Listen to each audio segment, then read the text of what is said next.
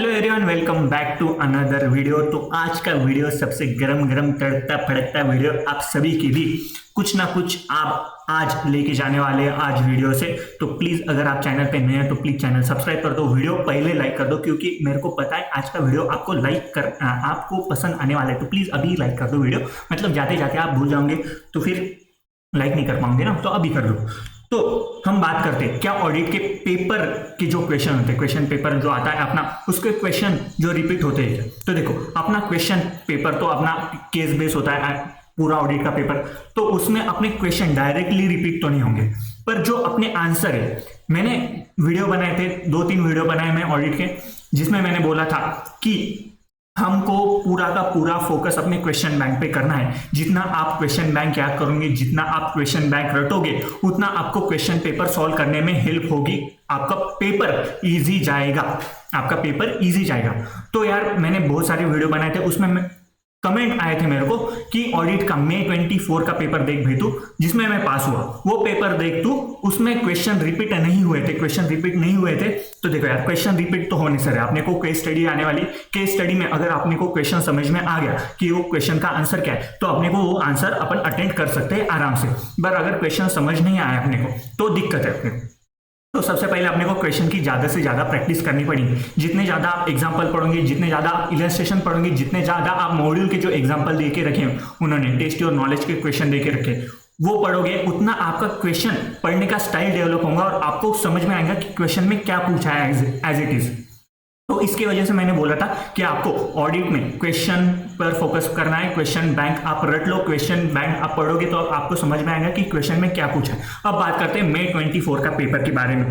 May 24 का paper one of the toughest था, मतलब ऑडिट का पेपर, अब पीछे के 2-3 अटेम्प्ट देख लो आप, May 24 का पेपर एक अच्छा खासा टफ पेपर था अपना ऑडिट का, 2-3 अटेम्प्ट का कंपेयर किया तो।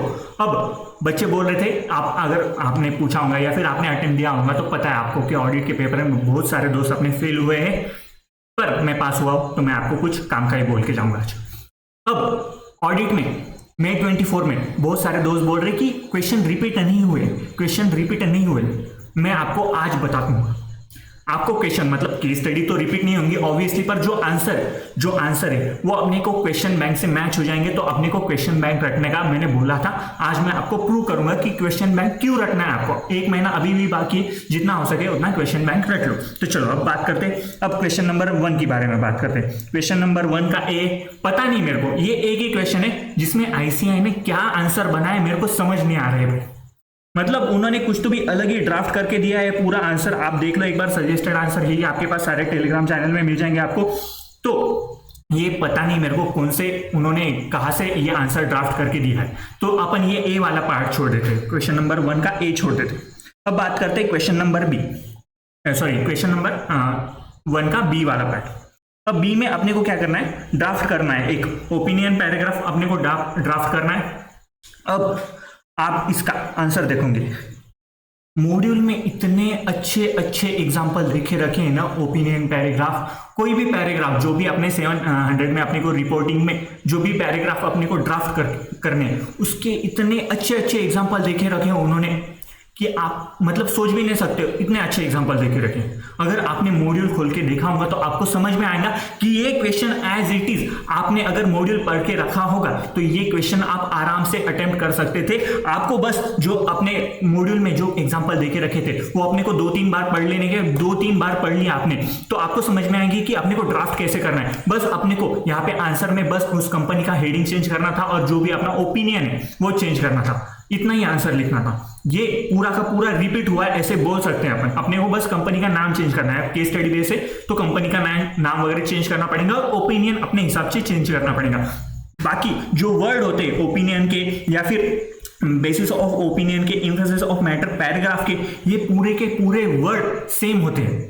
मतलब आप किसी भी कंपनी को ऑडिट रिपोर्ट देख लो, आपको समझ में आ जाएगा कि ये जो वर्डिंग होती है ना, ये स्टार्टिंग तो सेम होता है। मैक्सिमम कंपनीज का अगर आपने देखा होगा तो स्टार्टिंग सेम होता है। तो अपने एग्जांपल में, मॉड्यूल में एग्जांपल भी देके रखिए, उसका भी आप पढ़ लो एक बार, आपको समझ में आएगा कि ये क्वेश्चन आपका रिपीट हुआ है, ये क्वेश्चन रिपीट हुआ है, बस अपने को समझ में जाना चाहिए था।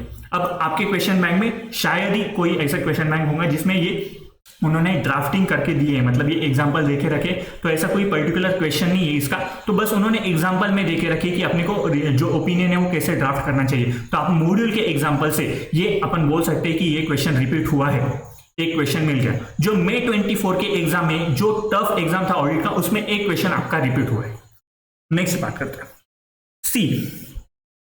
सी था क्वेश्चन नंबर 1 का टेस्ट योर नॉलेज का आपका क्वेश्चन है, चैप्टर नंबर 8 का टेस्ट योर नॉलेज का क्वेश्चन नंबर 2। वहां पे डायरेक्ट क्वेश्चन देके रखा है, मतलब आपका 1-2 सेंटेंस में उन्होंने बस एक्सप्लेन करके दिया है क्वेश्चन में कि आपको ये बताना है, उन्होंने डायरेक्ट करके दिया है। अब यहाँ पे अपने को केस स्टडी आएंगी, ऑब्वियस है केस स्टडी आएंगी, तो केस स्टडी वाइज अपने को आंसर लिखना है। क्वेश्चन बैंक में भी आपको ये क्वेश्चन मिल जाएगा, मतलब आंसर मिल जाएगा। क्वेश्चन बैंक मैंने क्या बोला, क्वेश्चन बैंक आपको रट लेनी है। अगर आपको समझ में आया कि ये क्वेश्चन कौन सा है, आप इसका आंसर आराम से लिख सकते हो। कोई भी क्वेश्चन बैंक देख लो आप, चैप्टर नंबर 8 में आपको ये पूरा का पूरा answer as it is copy paste मिल जाएगा। मॉड्यूल खोल लो, मॉड्यूल में आपको मिल जाएंगे ये आंसर एज इट इज, उन्होंने पॉइंट भी वहां पे वर्डिंग भी चेंज नहीं करी, एज इट इज आपको कॉपी पेस्ट मिल जाएगा। कोई भी क्वेश्चन बैंक लो, बस यहाँ पे आपने को केस स्टडी में क्या पूछा है वो आपको समझ में आ जाना चाहिए था। तो आप मैंने यहाँ पे हाईलाइट भी करके रखा है, तो देखो यहाँ पे दिया है उन्होंने कि फैक्टर अपने को कंसीडर करने, factor affecting the auditors determination of the acceptability criteria जो है अपना, जो भी क्वेश्चन है आपका। तो अपने को ये क्वेश्चन समझ में आया, अपने को फैक्टर यहाँ पे अफेक्ट कर रहे जो समझ में आया है क्वेश्चन, तो आप इसका आंसर भी आराम से लिख सकते थे। मई 24 का क्वेश्चन रिपीट हुआ सेकंड क्वेश्चन, कंपलसरी क्वेश्चन है, क्वेश्चन नंबर 1 है। तो क्वेश्चन नंबर 1 में ही 2 क्वेश्चन है आपने जो रिपीट हुए हैं, मतलब आंसर आप लिख सकते हो। अगर आपने क्वेश्चन बैंक पढ़ के रखी होंगी तो आंसर आप लिख सकते हो। उसके बाद चलते सेकंड क्वेश्चन पे। अब क्वेश्चन नंबर 2 जो है, ऑडिट का पेपर डिफिकल्ट था। क्वेश्चन नंबर 2 उन्होंने अच्छा खासा नया क्वेश्चन लेके आए जो आपको क्वेश्चन बैंक में नहीं मिलेंगे। मतलब आपने के पास कोई क्वेश्चन बैंक होंगे जिसमें RTP, MTP, test your knowledge, test your understanding सारे कवर है, पर इसमें ये जो आंसर, ये क्वेश्चंस के आंसर आपको नहीं मिलेंगे। ये क्वेश्चंस के आंसर आपको नहीं मिलेंगे क्योंकि ये नए ड्राफ्ट करके दिए और इसमें मतलब मॉड्यूल में आपको आंसर मिल जाएंगे, पर इसके क्वेश्चन बैंक में आंसर नहीं है। मॉड्यूल में आंसर मिल जाएंगे पर क्वेश्चन बैंक में ऐसा कोई क्वेश्चन आईसीएआई ने अब तक बनाया नहीं था, तो इसलिए अपने क्वेश्चन बैंक में इसके आंसर नहीं मिलेंगे। पर आपको अगर आपने अपना ये अब 402 का है अपना आंसर, तो इसमें आपने को 2 रिपोर्ट बनाने पड़ते, मतलब डिफरेंस देके रखा है मॉड्यूल में, तो आपको समझ में आ जाएगा। उसके बाद में ये अपना प्रोफेशनल एथिक्स का है और यहाँ पे इंटरनल कंट्रोल का ये आंसर है, जिसमें आपने को ऑडिट ट्रेल का शायद ये,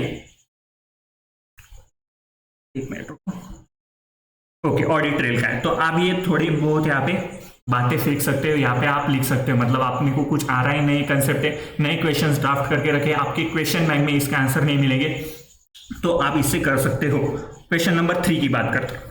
क्वेश्चन नंबर 3 का फर्स्ट क्वेश्चन इन्वेस्टिगेशन का, टेस्ट योर नॉलेज का क्वेश्चन नंबर 7, चैप्टर नंबर 17 अपने मॉड्यूल में केस स्टडी देके रखिए अपने 70 नंबर के चैप्टर में। टेस्ट योर नॉलेज का क्वेश्चन नंबर 7 है, केस स्टडी देके रखिए। यहाँ भी अपने को क्वेश्चन पेपर में यहाँ पे आपको केस स्टडी मिलेगी, यहाँ भी अपने को केस स्टडी मिलेगी। सिमिलर है थोड़ी केस स्टडी, यहाँ पे बैंकिंग का दोनों, वहाँ पे भी टर्म लोन का कुछ तो भी कंसेप्ट मिलेगा आपको मॉड्यूल के टेस्ट योर नॉलेज के क्वेश्चन में। यहाँ भी आपको टेस्ट योर नॉलेज मतलब केस स्टडी में लोन ही मिलेगा।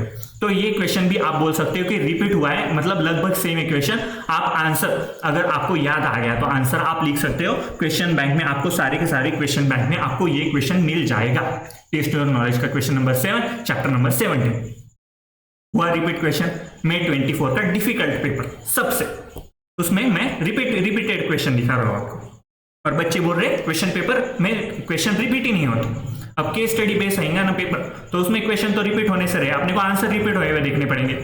चलो अब जो कारों के है या फिर अपने प्रोफेशनल इथिक्स के जो क्लॉजेस है अपने एक्ट के, सी एक्ट के, तो आपको वो पूरे के पूरे रट लेने पड़ेंगे। जितने भी क्लॉजेस है वो आप लर्न कर लो, पूरे क्लॉजेस के नाम के साथ आपको याद आना चाहिए। अब आपका सोल्यूशन गलत भी हुआ बाई चांस, अगर ये क्लॉज लिखना है आपको यहाँ पे, आप वहां पे आपका सोल्यूशन गलत भी हुआ कि वो गिल्टी या नॉट गिल्टी, तो आपने जो क्लॉज लिखा है वो क्लॉज का भी आपको मार्क मिल जाएगा, क्लॉज का आपको मार्क मिल जाएगा।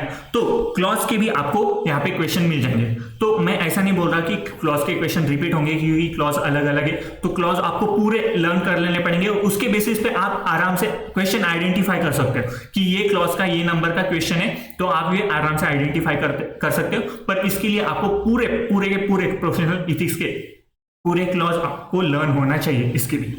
तो ये भी बोल सकते हैं कि ये क्वेश्चन मतलब आपके सिमिलर रहते हैं पूरे जितने भी क्लॉजेस के। आप एक बार क्वेश्चन बैंक देख लो, कोई भी लगभग 100 क्वेश्चन मिल जाएंगे आपको, सारे क्वेश्चन बैंक जितने भी क्वेश्चन बैंक है उसमें प्रोफेशनल इथिक्स के अराउंड 100 क्वेश्चन मिल जाएंगे आपको।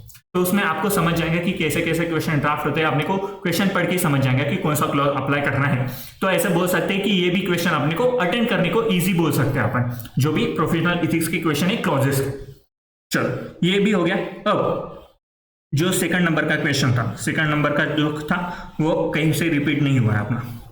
तो आप बोल सकते हो मतलब ये पूरा आपने को एक्सप्लेन करना है तो ये कहीं से रिपीट नहीं हो सकता, यहाँ पे अपन खुद से लिखना पड़ेगा अपने को, जहां भी पॉइंट है वो अपना रिपीट हो सकता है। अब देखो यहाँ पे भी क्लॉज का क्वेश्चन है, अपना क्लॉज लिखा हुआ है यहाँ पे, तो क्लॉज का क्वेश्चन है क्लॉज नंबर 11 अपना पार्ट 1 फर्स्ट शेड्यूल का क्वेश्चन। तो ये अपने को सिमिलर टाइप के क्वेश्चन वहां पे मिल सकते हैं। अब बात करते हैं क्वेश्चन नंबर 4 की। क्वेश्चन नंबर 4 में सबसे पहला क्वेश्चन है ऐसे 220 का रिपीट क्वेश्चन है। क्वेश्चन बैंक में सारे क्वेश्चन बैंक देख लो, ये क्वेश्चन आपको 101% मिलेगा, इसकी गारंटी मेरी। इंपॉर्टेंट क्वेश्चन है, मैंने जो SQC 1 का भी शायद वीडियो डाला था उसमें मैंने एक्सप्लेन करके रखा था, ये मतलब मैं कंटिन्यू नहीं कर पाया वो सीरीज, पर ये क्वेश्चन आपको मैंने बताया था। तो ये सारे के सारे क्वेश्चन बैंक में आपको ये क्वेश्चन मिल जाएगा, ये आंसर के क्वेश्चन आपको मिल जाएंगे वहां पे। बस अपने को क्या समझना पड़ेगा, क्वेश्चन में क्या पूछा है, क्वेश्चन में अपने को क्या पूछा है, इतना अपने को समझना पड़ेगा। उसके बाद सेकंड क्वेश्चन जो अपना टेस्ट योर नॉलेज का चैप्टर नंबर 9, वहां पे डायरेक्ट क्वेश्चन देके रखा है उन्होंने, मतलब एक ही सेंटेंस में डिफाइन करो ऐसा वो क्वेश्चन देके रखते हैं। पर यहाँ पे अपने को केस स्टडी आई है, केस स्टडी आए तो अपना आंसर यहाँ पे फिर से रिपीट हो गया। सारे क्वेश्चन बैंक देख लो आप, ये आंसर आपको मिल जाएगा, ये आंसर आपको वहां पे मिल जाएगा। अब नेक्स्ट बात करते हैं।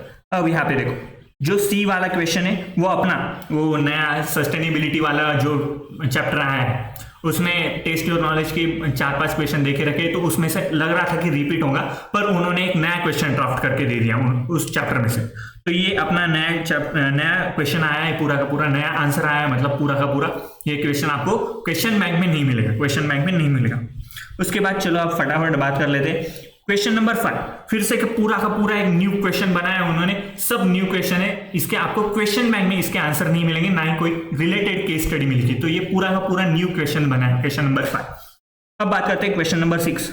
क्वेश्चन नंबर 6 क्या आ गया अपना क्वेश्चन नंबर 6, उसमें सबसे पहले कारो का है अपना, कारो तो मैक्सिमम सब करके जाते हैं तो कारो कर लेना पड़ेगा आपको, और क्लॉजेस जो है आपको कर लेने पड़ेंगे। उसके बाद में डिजिटल ऑडिट का क्वेश्चन है ये, टेस्ट योर नॉलेज का क्वेश्चन नंबर 2, आंसर आपको मिल जाएगा 3.1, पैरा 3.1 का है, मॉड्यूल का टेस्ट योर नॉलेज का क्वेश्चन नंबर 1 है। सारे आपको क्वेश्चन बैंक में ये क्वेश्चन मिल जाएगा। उसमें भी आपको ये अंडरस्टैंडिंग वाला जो है, मतलब आपको समझ लेना पड़ेगा कि क्वेश्चन में क्या पूछा, आप की एरिया आप पूछे यहाँ पे अंडरस्टैंडिंग करने के लिए, की एरिया पूछे तो आपको अगर क्वेश्चन समझ में आए तो इसका आंसर आप क्वेश्चन बैंक से रट लोगे, तो इसका आंसर आप अटेंड कर सकते हो। उसके बाद next point professional ethics, clause number आपको याद करना पड़ेगा, सिमिलर क्वेश्चन आ जाएगा, मतलब आपको क्लॉज क्वेश्चन पढ़ के क्लॉज कौन सा लगाना है ये समझ में आ जाएगा। और ये है अपना NBSC का क्वेश्चन जो अपने क्वेश्चन बैंक से रिपीट हुआ है, क्वेश्चन बैंक से अपना रिपीट हुआ है। अब ये ऑडिट का सबसे डिफिकल्ट पेपर था, सबसे डिफिकल्ट पेपर था, उसमें से ये मतलब रिपीट हुए क्वेश्चन और क्लॉज के क्वेश्चन लगभग सिमिलर होते हैं, तो अपन बोल सकते हैं कि रिपीट हुए।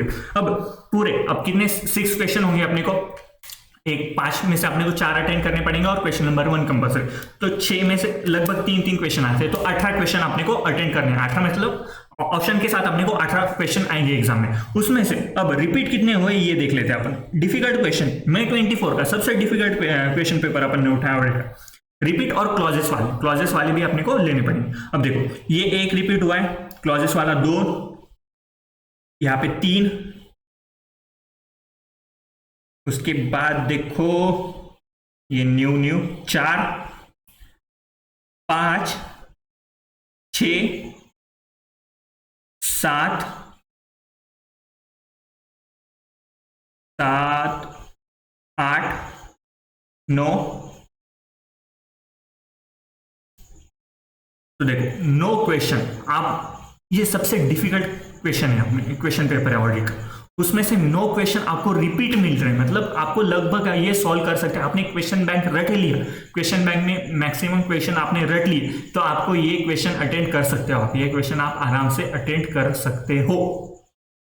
तो मैंने बोला था कि क्वेश्चन बैंक आपको रटना है, तो उसमें भी लोग बोल रहे थे कि मैं 24 का एग्जाम पेपर देख भाई, तू उसमें से एक भी क्वेश्चन रिपीट नहीं हुआ है, मैं पास हुआ तो मेरे को पता है कि रिपीट हुए वाले थे क्वेश्चन। आपको टेस्ट योर नॉलेज के आपके मॉड्यूल से मैंने रिपीट हुए वाले क्वेश्चन दिखाए।